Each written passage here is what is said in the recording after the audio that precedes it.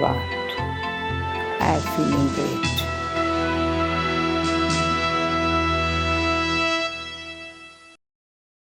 Hello, welcome back to Godlywood Studio. Welcome back to Light of Knowledge. Dear friends, we all know what is knowledge. We have had a lot of seers who have given knowledge to the world and we keep on reading it. But still we do have this concept in the society that sometimes this knowledge is not that useful in practical day-to-day situations. And that is what we are trying to do. We are trying to remove the gap between theory and practical use. So how can we do that? Come, let us discuss with Shreya Ben. Sister, welcome to the studio. Welcome to the topic. Om Shanti. Sister, I thought a lot about this concept which we talked in the last episode, the soul and the related things. And I thought if that mother had this knowledge before and she had practiced this, the trauma wouldn't have been this much intense. But still there is another problem. If mother lost her child and then the society looks at her and she is very calm, they think it is odd. It doesn't fit into the norm of the society.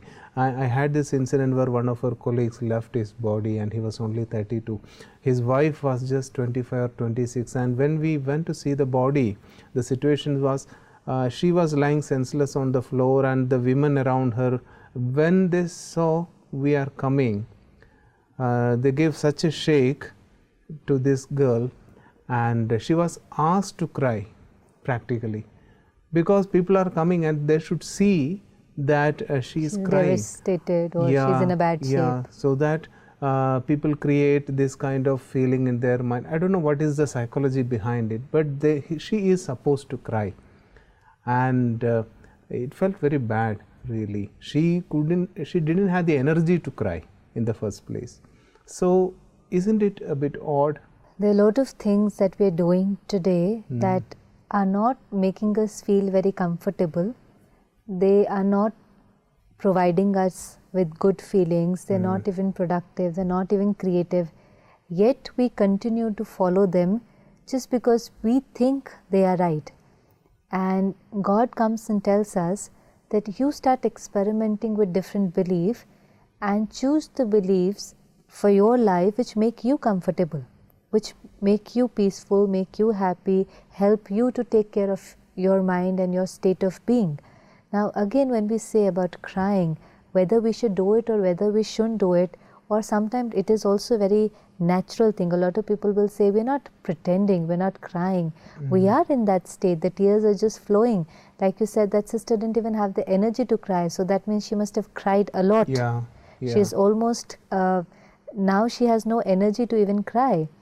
But when we are crying a lot, it means that we are going through the emotion of sadness. And the emotion of sadness is that there are a lot of thoughts about, I have lost this person, how am I going to live without them now, what will happen to me, what about them. So it's continuous train of that thought. Maybe the psychology of these women who were shaking her and asking her to cry, maybe that if she doesn't cry, maybe all this emotional thing which she keeps in her mind will just burst one day. So they wanted her to release it. Maybe that can be the idea behind it. There can be the idea that you want her to release the emotions. The another thing could be that, because there are people coming and they should see that she is crying and feel that she is at a loss. So it could be a kind of pretension, or I don't know their perception.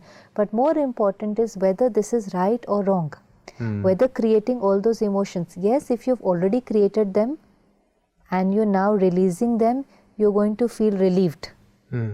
So a lot of people say, no, crying makes me feel very good. When I cry, I feel lighter. Of course you're going to feel lighter because you've created those emotions and they're inside. It's like the pressure cooker, and if you don't allow the steam to come out, it will burst. So you either allow the steam to come, or you anyways going to burst because you need to release those emotions. But we're talking about whether we should create those emotions.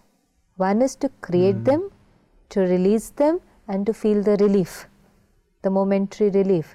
The other is looking at her loss that this girl have had. I think again it's quite natural that she create these emotions. When we accept it is natural, then we do nothing about it. When we accept this is the way, then we start wallowing in the sorrow. But we also realize that the more we are doing this is the kind of energy we are sending to that soul. I have to ask myself, what is that I need to send to that soul? Because for the soul to rest in peace, we will do a lot. We will do a lot at a physical level. After somebody dies, you've seen that there are pujas for so many days, there are prayers, there's so much that is happening. We're doing a lot, and everything we're doing so that the soul gets a good body, a good family, and everything happens well with them. But anything that we're doing at material level is not going to reach them. What actually is going to reach them is the vibration, is the energy. Now we're doing everything, but we are crying. So what we're doing is not going to reach them, but when we're crying a lot, that energy is going to reach them. And especially the mother and child bond is very strong. It is so strong, we've all heard about telepathy. Yeah. And the concept of telepathy, you know what telepathy is? I think it is a mind-to-mind communication. Yeah, it's more like mind-to-mind communication, but it only happens between the two people who have a very close relationship. It cannot happen between anyone. It normally happens when you have a very close relationship and this person is thinking about you all the time and this person is thinking all the time. So it's like you have a connection. A lot of people who are in love, they can sense what the other person is thinking, They're kind of closely connected, not at the level of only words, not only at the level of actions, but even at the level of the energy. So they think something here and it's like they pick up the vibration, and this one thinks something here and they can pick up the vibration, even if you're in different cities.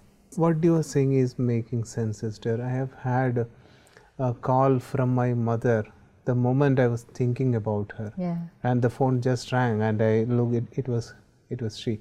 So these things can happen. So many times it happens to us, we're thinking about them and they immediately call us, but it's normally with somebody who we have a close relationship. Because they are also thinking about you, so they pick up that vibration. If they are totally engrossed in something else and you keep thinking, they might not pick up that energy. It is the relationship which helps you to pick up that energy. So the mother and child relationship is very strong and the child can pick up the energy.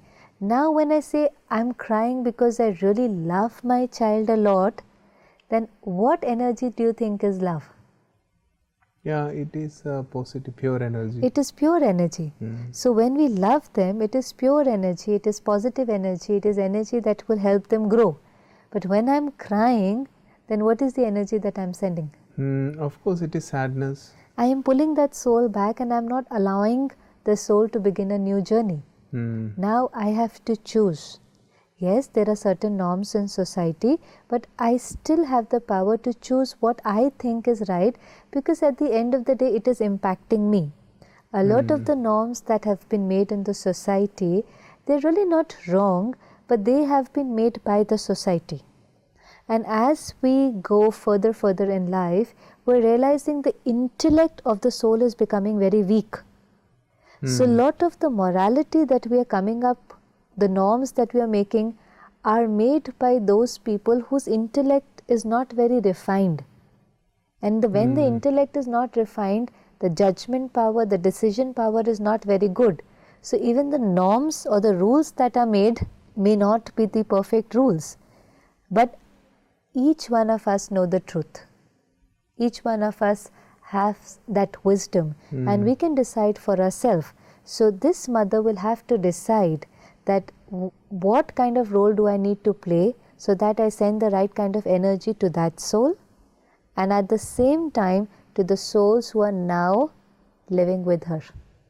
Sister, I think you have struck something very beautiful. Often when we lose something, someone especially, then we think about how we could have given them a better time. Because this is a tragedy that is not going to happen. And then we think about all those past incidents where I could have given at least. Many times we have hold back something and now it is kind of a tragedy. Sometimes they will say that I didn't even let them know how much I love them. I didn't get a chance to even tell them that I really like them. But actually they got many chances, but they didn't use it in the proper way. So when we know these things, there are two more left in my family, Yes. then at least I can send the right energy for them so that such things doesn't happen in the future. It is very important because the state of mind of the mother is going to affect the whole environment of the family, and she will have to pull her back very fast. That does not mean that she will not remember the child now. It is impossible, because we are not saying that you don't remember the child.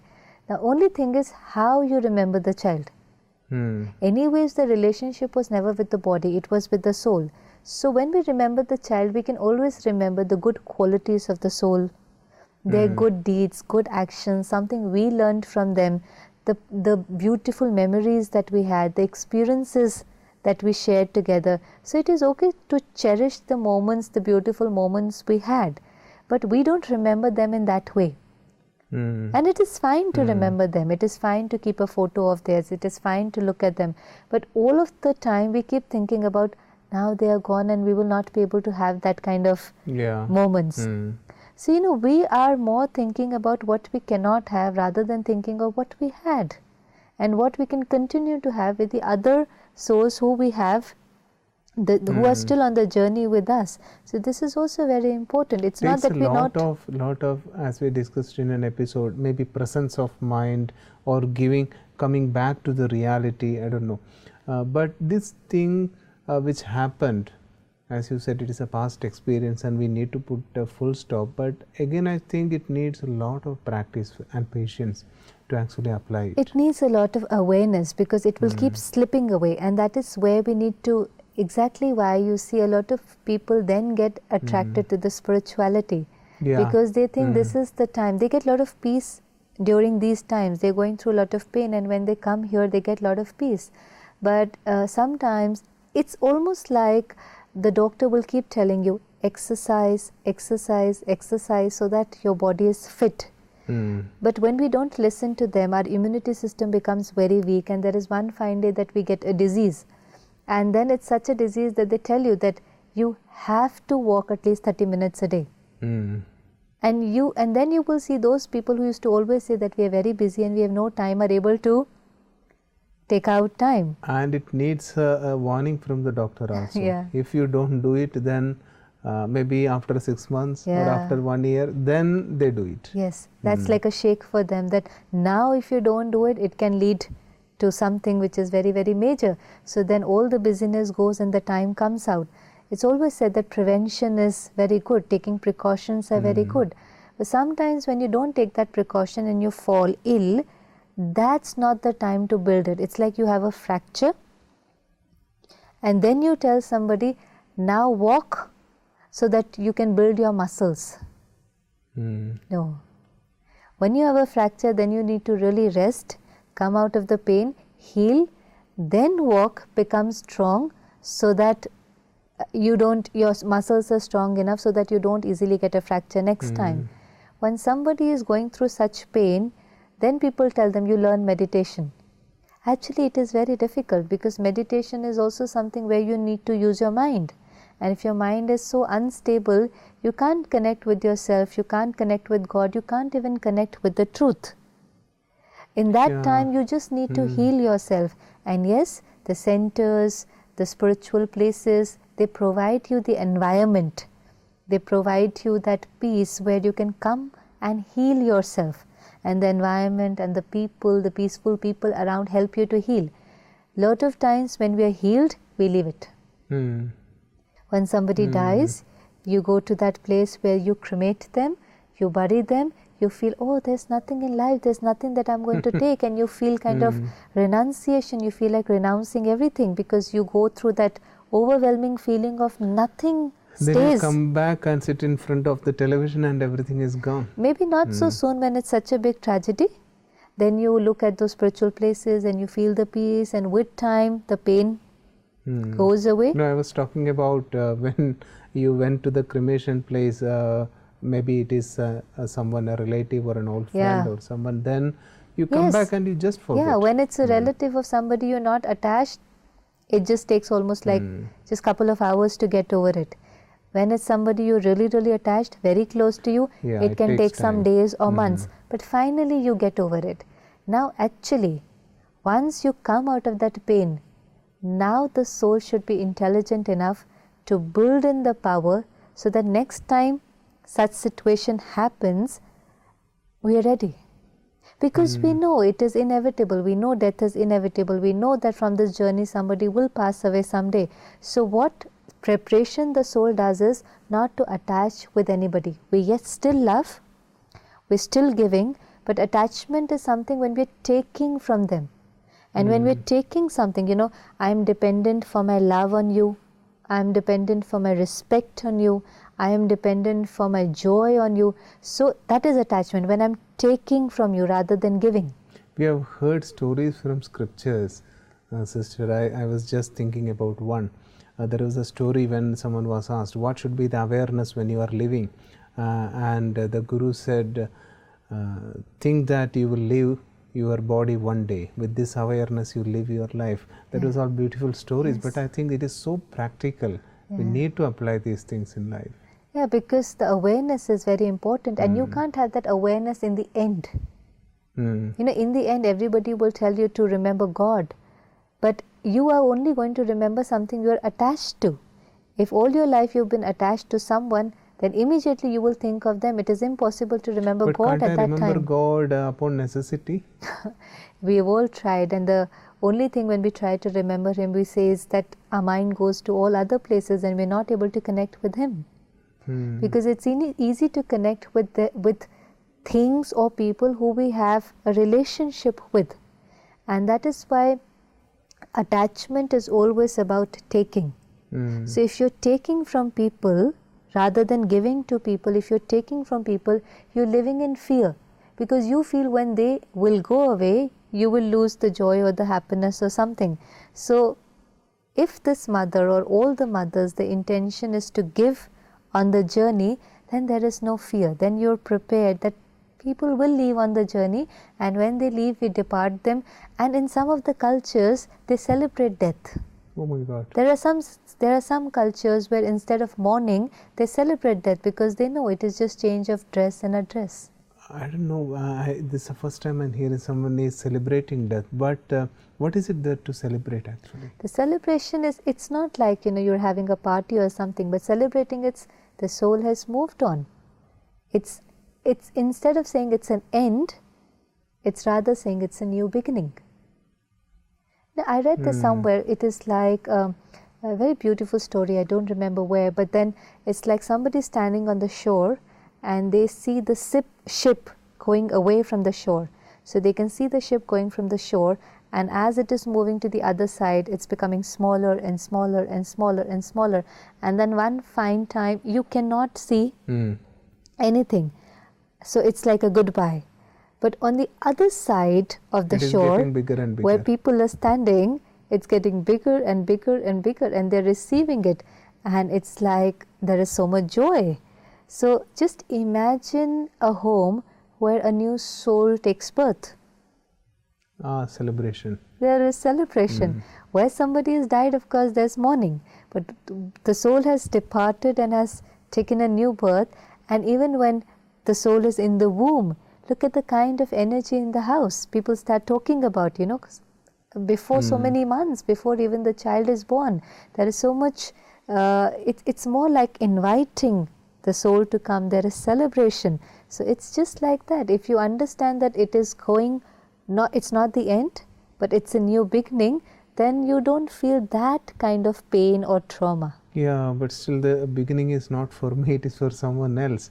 But still, I think, sister, we need a practice. I have understood very clearly this concept which you are talking about, and this is really precious. If we can practice and make it a part of life. See, the beginning, very beautiful you said, the beginning is for them and it is not for me. But if you genuinely love somebody, you also feel the happiness in their beginning.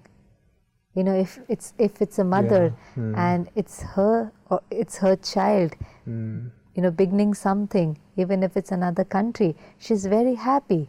You see them progress and you feel the happiness. That's the true love. The true love is that you don't hold on to people. You allow them to grow.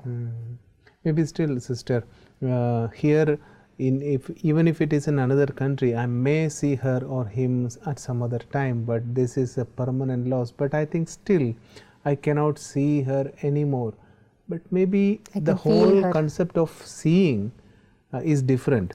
What you talk about, I still can see if I want, really. Yes. So I think we need to talk a bit more about this.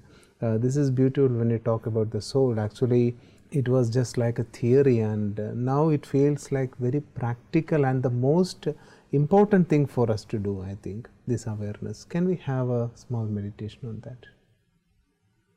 Just for a moment, sit comfortably. Detach yourself from everything external and think about that incident when you lost someone who you loved dearly.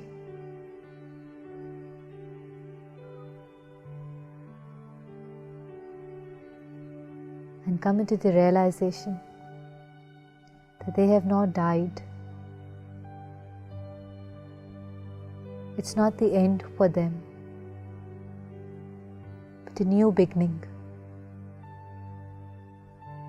And because I love them unconditionally, I allow them to move forward. I don't possess them. We had beautiful moments together, and I'm going to cherish that for the rest of my life. Because I love you, I allow you to move forward.